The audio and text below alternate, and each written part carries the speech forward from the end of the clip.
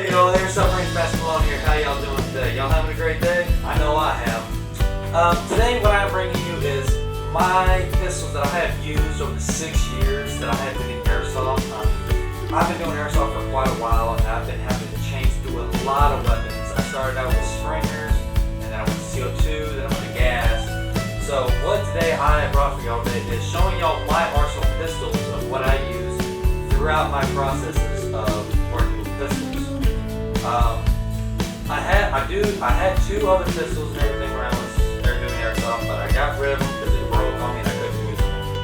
But what I used was a Black Ops 1911, which was a lot like this, and it was just a springer. It didn't work out very well. I got my butt shot a lot of times doing CQB. So the next one I went to was an MP9 CO2 non-blowback. It was a good pistol. I liked it, but it didn't last very long because the first time I dropped it, I broke it. So the second one I went to, the third one I went to was this here. This is the Elite Force G4 600 revolver. It is a 5-shot cylinder, CO2 power. It fires these little small cylinder cartridges. And you just put it in like so.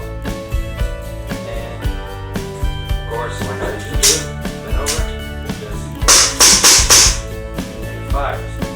Now, yes, I did have 10 rounds, and I had the little cowboy action. But after 5, I'm done. After 10 rounds, I'm done. So I couldn't keep up with the rest of the guys that were carrying 20, 30, sometimes 10 rounds all in one shot, more than 10 rounds and all in one shot. So I kept this as a reenactment pistol for my Vietnam loadout, and I went to this old honey. This is the Glock 18 Tactical 6 XP. It is a blowback pistol that carries 21 rounds, including one in the chamber, which for 22, which is good, and gives it the realism of that blowback of the Glock. And it has that blowback of the real stuff. Now the only thing is that I still use this pistol even today. So I use this during the wintertime, I use it during the summertime, I use it all the time. It is my trusty go-to pistol. No matter what I'm doing, whether it be in the cold, the snow, the rain, the winter, I call on this and it will do my job. The only problem that I kept seeing was the magazines. See how small little magazine? It is not like a real magazine. It is like the small little cylinder. Little slug, and it will only hold 20, and once I'm done, I'm done. So, the little Glock 18 was a pain in the butt when it came to reloading. And also, the problem I had a lot was with this little safety right here. Once I push it forward, it's okay. When I push it in my holster, it goes off safety where I can fire the weapon. But when I put it in when I pull it out of my holster, it hits that safety button, and then I can't pull the trigger, and it is a pain. Because if I got to go into a building and I got to pull a fast draw and I pull it out, and it's a safety, I can't engage my target. So, I still use this even today. I changed the holster on it, and I have that as my second one. My next one I went to was a KGW SIG P226. It is a green gas blowback pistol. I can't show you the firing on this one because my mags broke. They do not work. They don't hold any gas anymore. And the mags, the pins that are right here, are hollowed out and they're supposed to be solid. Now is the problem I have with these. In the wintertime, it would work good in the summertime, but in the wintertime, like it is right now during January and February and it being cold, it will not hold any gas and everything. That's why I couldn't use this, and I always had to go back to my Glock. And I had 3 magazines that I would carry during the summertime. And now that they're busted, I can't use them anymore. So I had to find an alternative, and I ran back to my Glock. For many, many years, it was my trustworthy one, but it was only one shot mag, you're done. You have to stop, reload it, and then you're screwed, and you're going to get shot.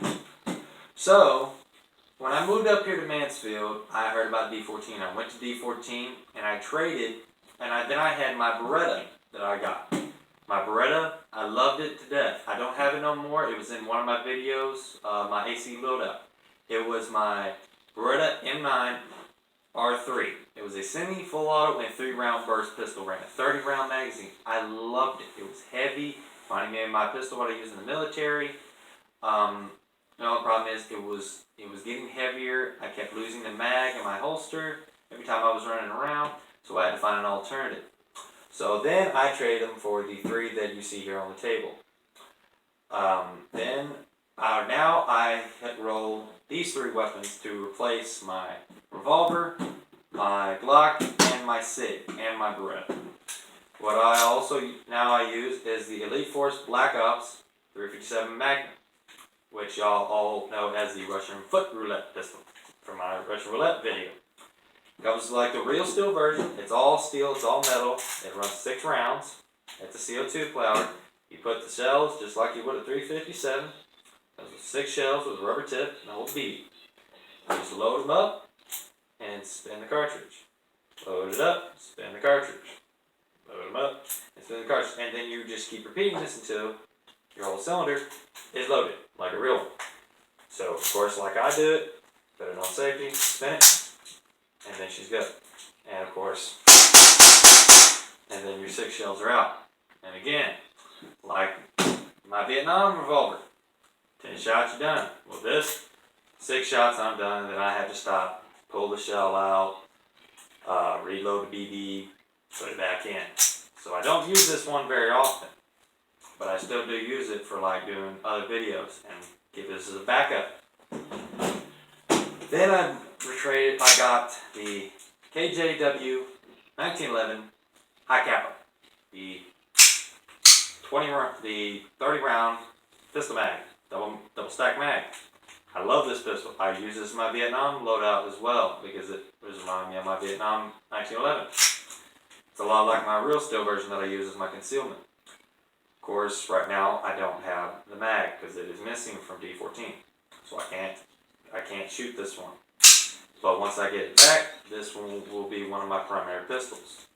It is good. I love it. It has that blowback, and it is fire. And even when it's racked after I run out of ammo, drop the mag, drop another one in, drop forward, and ready to go.